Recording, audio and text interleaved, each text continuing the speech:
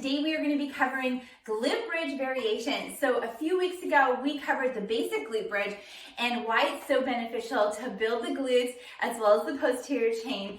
So today though, we're going to cover five different variations of this exercise. So once you've mastered the basic glute bridge, it's great to add on some different variations to make it a little bit more challenging, as well as just hit it in a different way. So this can change up your training a little bit, make things a little more exciting, and also, like I said, help to build and progress on that basic glute bridge. So let's get right to it. Okay, so last day, like I said, we covered the basic glute bridge.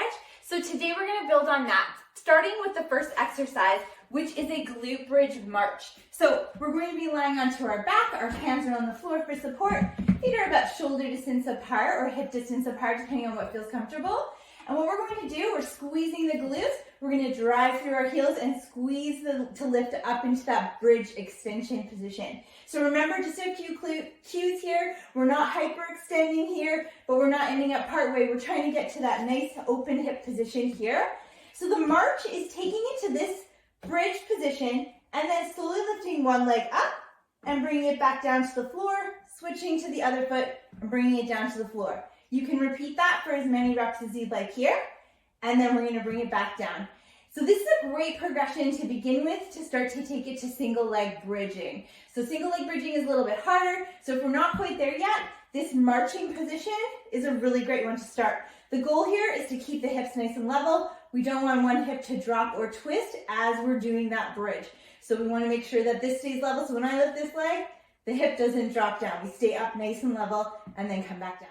All right, exercise number 2 that we're going to take it to is the single leg bridge.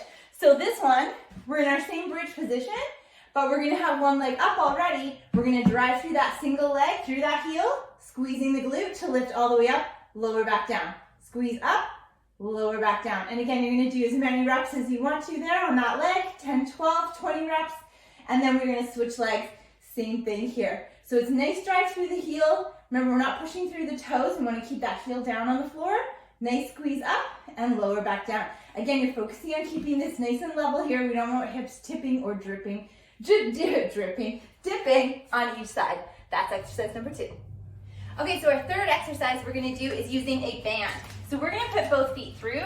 We can either put this band just below the knees or we can put it just above, wherever feels comfortable for you. We're in our same glute bridge position here. So our feet are going to be a little bit wider because we're going to be wanting to keep that resistance outward on the band so that we get a little bit more adductors in the legs working here. So we're going to same thing, drive through the heels, squeeze those glutes, and then lower back down. Drive up nice and strong, and then lower back down. Now at all times you're just trying to keep that resistance outward so that we don't let the knees cave together. So that band's obviously going to want to hold us together. We want to keep that resistance driving out the entire time, okay? So to make it more challenging, obviously you can change the resistance of the band as well, and that's going to increase or decrease that resistance for this one. Okay, that's exercise number 3.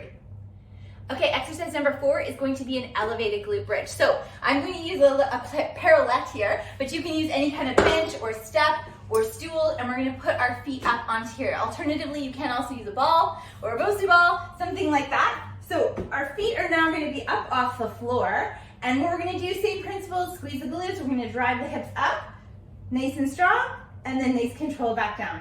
So the difference here is we've obviously increased this range of motion that we're now getting through this hip extension. So same thing, you're going to feel this maybe a little bit more in the hamstrings as well, and then nice lower back down. Same thing, we want to think about coming up to that just straight hip extension here, not a hyperextension, but we are trying to get to that full extension with the hips. All right, that is exercise number 4.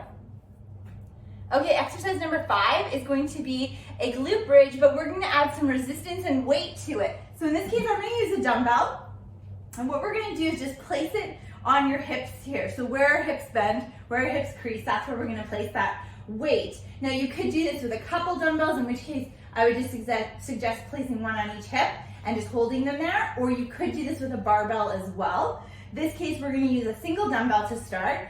Same thing, feet position, shoulder distance apart. I'm going to squeeze my glutes and drive hips straight up. Now I'm just holding that weight in place so it doesn't roll around, and then I'm lowering back down. So nice squeeze, driving the hips up, nice control, lowering back down. So this is a great way to add weight to start to progress that glute bridge and then lead us into a hip thrust, which we're going to cover in another video. Okay, so that's our 5 glute bridge variations. If you have any questions at all, drop a comment below this video. Make sure you guys subscribe and feel free to share this with anyone else who you may find this valuable. If you have any questions or need help with training programs, make sure you guys send me an email or again, just comment below and I'll get back to you. Until next time, stay fit and have a great week.